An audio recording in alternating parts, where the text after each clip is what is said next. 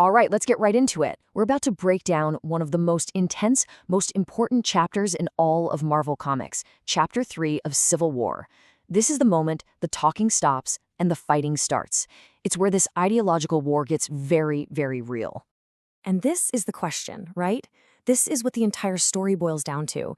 It's a question that literally splits the Marvel Universe in half, and it forces every single hero, and let's be honest, every one of us reading, to pick a side. This isn't your typical good guys versus bad guys. This is way more complicated. So here's our roadmap. We'll do a quick catch-up on how this whole mess started.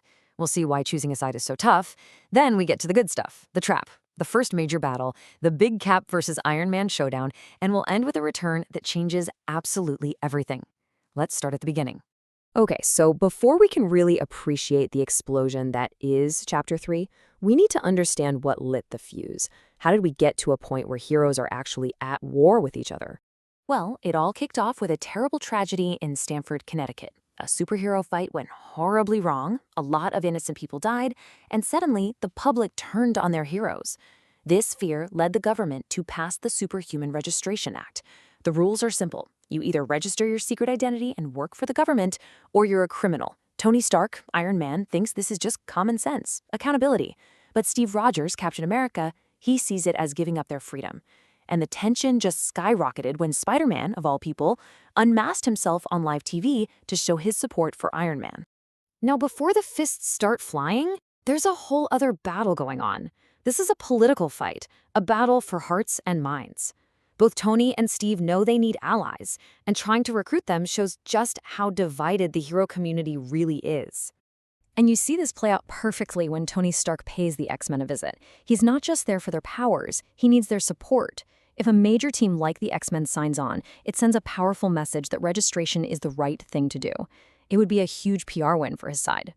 But yeah, it doesn't quite work out that way. Emma Frost just shuts him down. Cold.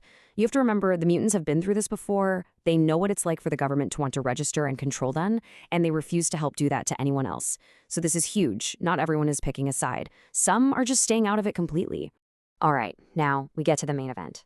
This is where the Cold War turns hot. Captain America's team gets what they think is a tip about an emergency. But when they get there, surprise, Iron Man's forces are waiting for them. It looks like the fight is finally here. But just when it's about to kick off, Cap calls for a truce. He just wants 5 minutes to talk, no fighting. And for just a second, you think, okay, maybe they can work this out. You see these two guys, these old friends, meeting in the middle of the battlefield. There's a glimmer of hope. But think about it. In a war this personal, can you really trust the other guy?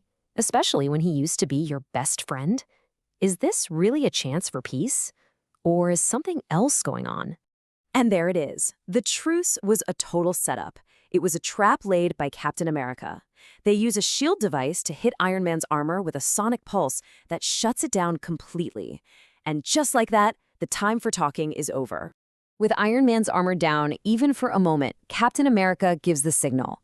Attack. This is it. This is the moment the Civil War really, truly begins. Not with a law, but with a punch. And this scene just explodes into chaos. It is an absolute mess. I mean, look at these panels. You've got people who have been teammates for years, friends, members of the Avengers, all trying to knock each other out. It's just brutal to see. And right in the middle of this, you see how much technology is a factor. Cap's side immediately notices Spider-Nine's new suit. It's a Stark Tech special, bulletproof, has infrared vision, and even those crazy mechanical arms. It's a reminder that Tony Stark came to this fight very, very prepared. So, in the middle of this giant brawl, the whole war really just boils down to two people. Iron Man's armor finally reboots, and he's only got one person on his mind, Captain America. I mean, this is the matchup of a lifetime, right? On one hand, you have Captain America. He's the peak of human perfection, a tactical genius with that famous shield. And on the other, you've got Iron Man, a genius futurist inside a flying superweapon. It's man versus machine, skill versus tech. And this line from Iron Man, it's just chilling. He reveals his ace in the hole. He basically weaponized their friendship. His armor has been studying Cap for years, analyzing every single move he's ever made. It's experience versus data, and right now, the data is winning. And this right here is what it's all about. This isn't just a fight, it's the whole argument made physical. Every single punch is a clash between security and freedom. It's incredibly personal, and it perfectly sums up the tragedy of this whole thing. The fight is raging, and honestly, it's not looking good for Captain America's side. Iron Man's team is just too strong, too prepared. It seems like we know how this is going to end. But then, in a split second, a flash of light changes everything. A massive bolt of lightning crashes down, and when the smoke clears, there he is. Thor, the god of thunder. Everyone thought he was gone, maybe even dead. But he's back, and his arrival literally stops everyone in their tracks. A god has just entered a human fight. And that leaves us with a huge question. I mean, this whole thing was about human laws, human ideas. What happens when you throw a literal god into the mix? Does this power just make their entire argument pointless? And of course, the biggest question of all, whose side is he on?